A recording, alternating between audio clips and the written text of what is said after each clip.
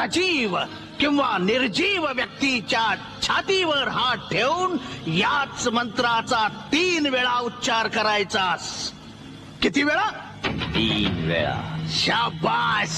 म्हणजे काय होईल? तुझा आत्मा त्याच्या शरीरात प्रवेश करेल. पण तात्या, लक्षात ठेव, फक्त मरतानाच या मंत्राचा उपयोग करता येईल. ध्यानात ठेव.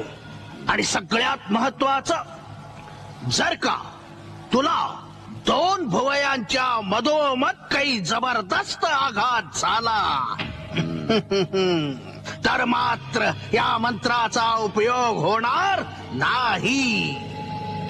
जा, तुझं प्रत कल्याण असो.